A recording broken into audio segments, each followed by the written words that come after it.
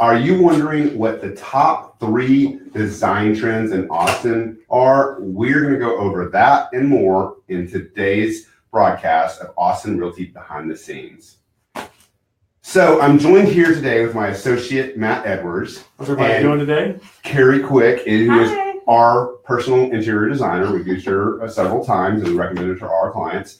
And today what we're going to go over is what are the top 3 designs. So give me a summary of, what are the top 3 design trends in Austin kind of for 2018? Well, definitely bold kitchen colors right now. I'm seeing a ton of bold kitchen color requests for cabinets. Okay. Specifically blues and greens. Mm-hmm. Another trend that I personally love is the mixed metals. Okay. I just love the freedom that brings to the design world and home in general. And then wallpaper. People have mixed feelings about it, but I have not done a job without it. It's amazing. Okay, so let's start from the very first one, which are bold kitchens. Tell me about bold kitchens and what are people looking for when what does bold kitchen mean? A bold kitchen to me is it's just having a little bit more fun, putting a more personal stamp on your kitchen. You can never beat a white kitchen. Those are just classic and timeless. But right now, I feel like there's this thirst for bright color.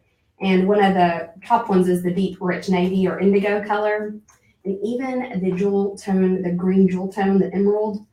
It's amazing to me. One of the things I like about them is they work as a neutral, even though they are not a neutral at all. Well, you would normally think of them as more of a kind of a loud color, but you're saying that it could be almost like a staging color. Oh, totally. Okay. Yeah. Okay. And so what are we still looking at? I mean, we try to keep tabs on what's going on in design, but are we still looking at stainless steel appliances or, are we passe with that? It depends. I mean, I almost feel like that's a little bit to each their own, but I will say that I'm loving the paneled kitchens still. I feel like there's a calmness that comes to that. Mm-hmm. It's kind of like hiding your computer in your bedroom. It's hard to sleep when you have technology with you. So in the kitchen, it's nice to hide those large appliances. Yeah. And having that indigo colored fridge might be kind of neat. Oh, yeah. Well, and I personally love the hidden appliances, hidden dishwasher, hidden refrigerator, the paneling refrigerator. I think that's a really good touch for a kitchen. What else are you seeing in kitchen as far as like lighting and, faucets and that type of stuff?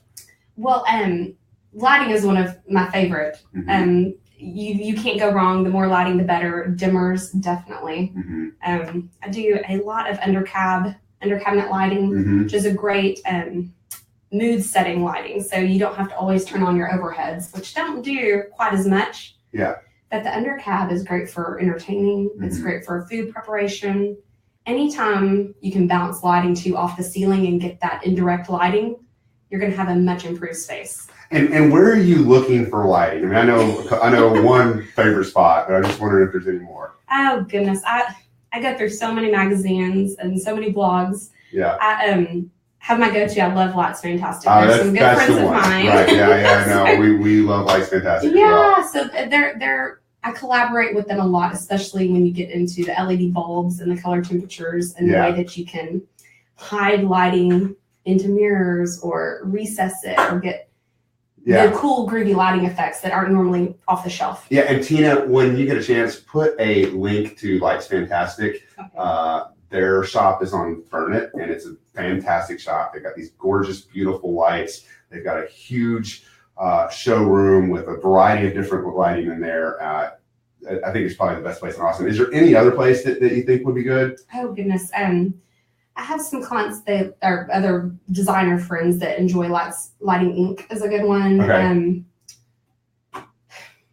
They're really my go-to, but I have a lot of the trade sources too, which is nice. Like I love, Jamie Young or Arteriors. They seem to have a lot of fun, exciting fixtures that aren't normally seen just everywhere. Yeah. And so, and then somebody that I was collaborating with was buying these kind of like. That's not gold. What's the new term for gold? The matte brass. Matte brass. That's a very good term. But like they're buying that off of like eBay. I've seen some great stuff from there too. Have you ever done anything with that? No, I have used Etsy and I've tried to use, finds like, oh, there's another really great one. Do you know D&W Lighting in town? No. Okay. Well, they find vintage pieces and then they rewire them. Yeah. It's a great place to go if you're looking for one of those, specific artistic pieces. Is that the shop on Vernon as well? Yeah. Okay. I think I've been in there. Yeah, Right. they're across from the light bulb. Got you. Shop. Okay, yes, I've been in there to get a light repaired, I think. Yes, Yeah. And if you just look up, I mean, it's eye candy Yeah. for lighting. Okay. Anything else on kitchens that we should probably go over? Yeah, I actually have a question. So Mhm. what type, are you seeing the bold colors in kitchen cabinets across all price points? Like as far as whether it's a $300,000 house or 500 or 700? That's a good question. Is the higher end doing it more, or is it kind of just a mix of, all price points? I've seen it just about everywhere. One of the things though that I do see if you maybe have a larger space and you don't want to do a super intense color and have too much is we'll use those impacts on like bar stools or other feature furniture pieces in the space if you want to get a hit of the bold color, but you don't want to go full tilt on your cabinets. Okay, so that brings me to my second question is, have you been doing like maybe upper cabinets as a bold and lower cabinets as a neutral or vice versa? Actually, To kind of vice versa. Yeah. To minimize the impact. too much, because walking into a completely blue indigo kitchen could be a little overwhelming, but maybe the lower Mhm. and then the white on top, I think would be a Yeah. nice look. Yeah, Maybe. definitely. Or mixing in the warm woods. Okay. I did a job where we did that. We kept all the lowers, the intense color, the intense blue, and then we balanced it by using a little bit of the natural wood and some white elements. Okay. So it didn't feel too all-encompassing, Okay. but you got the hit of color. So no price point and no particular buyer, like a lot on the east side or west lake, kind of all over, just random. Yeah, I mean, I work mostly in Central Austin, Okay. and that's where I'm seeing it. But again, I feel like the clientele that lives in that Central Austin, we're fashion forward, we're design forward, So it's the creative group, and then it's gonna expand. yeah, I feel like it's that bold. So it's Person never, who likes it to won't make a quite make it to splash. Ryan's house. Is that what you're saying? Okay. Oh no, Okay. no, I put it in Ryan's So- house. Oh, I got a question from people. What are the best affordable online sources with cool lights? Oh, Gosh, that is a good question. And there's another question after that. Oh goodness. Okay, I'm trying to think where I've been Where's the shopping question from? lately. Angel. Hi, Angel. It's a odd thing to say, but I have enjoyed Wayfair lately. Yeah. I've been surprised and floored with some of the lines that they're carrying Yeah. that are very good lighting lines. And I will say this, we went to At Home for staging furniture last week, and like we were really surprised. Like they kind of got it going on there now. Like we first went there, it was kind of hit and miss, but they had a lot of good stuff there. Yeah, I got 2 texts from Angel that day. Oh, right. And what was the other question we had? Are darker uppers and lighter uppers still popular, or is it passe?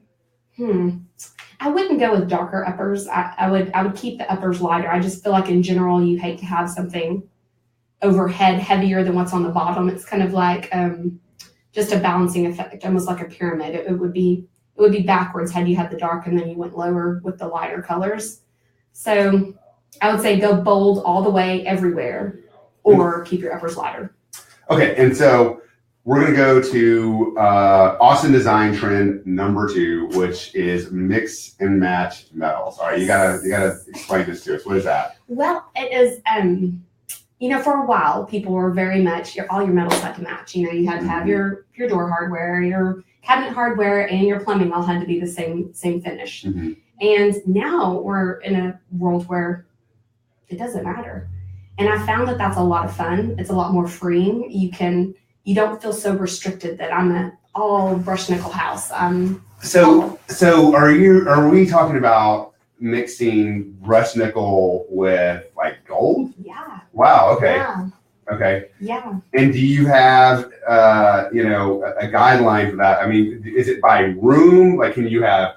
I don't know. I can't imagine having a brushed nickel faucet with a what was the gold term you said earlier? The matte brass. The matte brass fixture, or was it per room, or just like a mix in room? I would say a mix in a room, but I do have a rule of thumb that I like to follow. Okay. I kind of feel like you want to keep like things the same. Okay. So say your home has like a satin nickel or brushed nickel door hardware, but you're remodeling your kitchen, and brass, that matte brass is so in and everyone's loving it.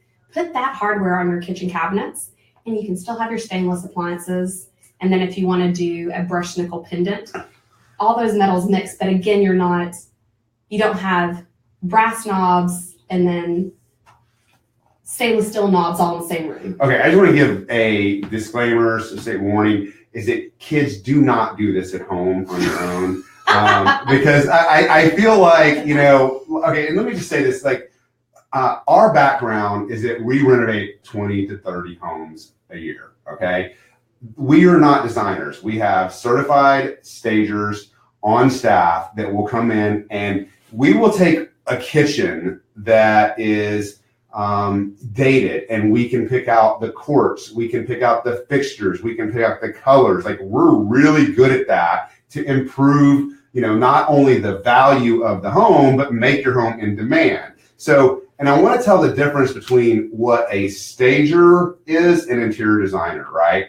We have a lot of design-oriented ideas. We do a lot of design, but we're not an interior designer. And what I mean by that is, to give you an example of how Carrie, who's an interior designer, came to us, is that we had this bathroom in our house. It's a powder room that you walk in, and it was like one room, very small. Then we had a closet behind it, and there just wasn't a whole lot of room. So Carrie came in and basically moved the wall back, took part of the closet, moved the wall forward rather for the closet. So you walk in and there's a washroom, and then there's the separate potty room. Separate potty room, okay? and not much of a better word for that. I think a worse word. However, but what the point of the matter is that when an interior designer does is that they take a space, like what we do is we take the exact space and we make it nicer, okay? What an interior designer does is they do that on a higher level, but they also will take a space that doesn't, like the walls need to move, the structure of the inside doesn't flow very well, and so that's where an interior designer comes in. So I got off a little tangent there because I wanted to and the reason I brought that up is because as I'm listening to what you're saying, it sounds very complicated. I can't wrap my head around it, and I feel like we need to give people fair warning that if you're going to do mix and match, probably call Carrie first.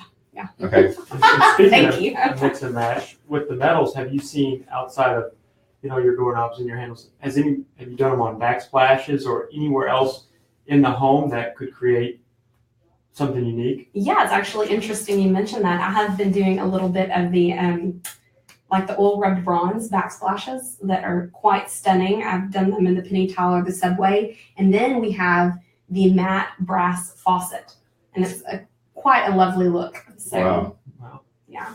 Very nice. Okay, so we mentioned three things. There was the bowl kitchens, there was the mix and match metals, and is the wallpaper and covering. Yeah. Okay. Yeah. So, we see that a lot, and I've gone into, what's funny is I have gone into homes that are extremely dated, and I've seen this great wallpaper in there, like it's original wallpaper, Yeah. and like wallpaper's back, right? Oh, Yeah. So how do you use wallpaper when you're trying to transform a home, make it stand out? Well, it's kind of fun to apply in unexpected places. Yeah. The ceiling, for one, is a great place. Which you did for a house. Yeah. So, but it was really interesting. I was actually reading an article the other day, and I think it was House Beautiful, and they were just talking about, don't forget your ceiling. It's another plane. It's just like your floor and walls, Mhm. and it's a great asset. And applying a paper there, especially like we did for you in your dining room, Yeah. provides a more intimate space without being too in your face, if that would be an okay thing to say. Yeah. Yeah. And you picked out a great, we had a very floral ceiling pattern. Yeah. And then for the bathroom, for some reason, they made the mistake of asking my opinion. It was more of another floral in the bathroom. And I was like, okay, well, I wanted let's get the floral into just one room. And so we have this really cool I don't know, almost like an abstract pattern to Yeah, it. Looks yeah. great. We'll have to throw some pictures of the work that Carrie's done for our place Yeah. in there. And what else are you? Well, go ahead, Matt. You have a question about that? Yeah. So I was in a home and had wallpaper in there, and it had raised texture. Yes. Is that more popular than, say, I guess the flat smooth? Is that what you're seeing, or is it kind of, does it just depends on the client? I do about half and half or a little of both. Okay. I love the textured paper. And Oh, Philip Jeffries is one of my favorite sources for the natural woven back wallpaper. okay. So what's fun about Philip Jeffries too, they actually flip and come back to the bold kitchens aspect. They have the bold colors in the natural grass cloth. So you can be very organic with a little bit of pop. Yeah. And so I find that fun. Mhm. And then I also love to come back and mix it up with a very modern paper, something unexpected. Flavor paper is a really cool source. They have some out of the box wallpapers. Do you like the wallpaper? Does it taste? I don't think it does. I don't think You they should have try- one you that should- You should try it. should they have one that's a banana. It's I would like imagine Starburst that one does wallpaper, work. you never know. And is there any particular room that you've done more of than any of the others? The powder room. Yeah, I consider them the jewel box of the Mhm. home. To me, almost every guest who comes to your house probably will go visit the powder room, and so it's kind of fun to knock their socks off and give Yeah. them something to talk about. That's a good question. And then what did we pay for? Not necessarily what we pay, but what do we pay for wallpaper? What is your typical cost? It ranges between maybe I don't know, anywhere between $30 and $50 a roll. It's usually sold in double rolls, so Okay. that's kind of the trick. So Okay. you're looking at 60 right out the gate. Some of what we did in your powder room was Mhm. actually a custom drip wallpaper, so it was a mural. Oh wow! So it was really exciting because it wraps around your walls and it's never one spot repeated, where our normal wallpaper has a repeat and a pattern and a drop. That's so- why it's sensitive. That is what I was Oh, saying. okay. You have a custom mural in All your right. powder room. Well, so- I'll have to tell people that. Yes, yes. And then this I think is very important is that if you're going to spend a lot of money on wallpaper, you want to have obviously the right people to do. This is a very important thing Yes. to. I mean, you have it's a trade that requires a lot of talent, and you don't want to have someone that says, "Oh, I've done it before," right? No, Yeah. no. It's kind of like a listing agent or a real estate agent who works full time, Absolutely. doing something else. Yeah. Oh, yeah. No, I mean, there's just, it gets so complicated with half drops and double And drops and then repeats. matching the and, seams and all that. Mhm. Yeah. Okay. Yeah. So, let's see. Was there? Oh, smart and bold rooms. Smart but bold rooms. What do you mean by that? Oh, I was basically talking about the entries or the powder rooms or even your pantry per se, if it's open to your kitchen space. I think it's exciting to do something a little out of the box, maybe something a little out of your comfort zone because you're not overloaded by it all day. It's just brief moments, maybe a hall Yeah. that's between a lot of rooms. Okay. It's exciting to go a little over the top because it's a pass through.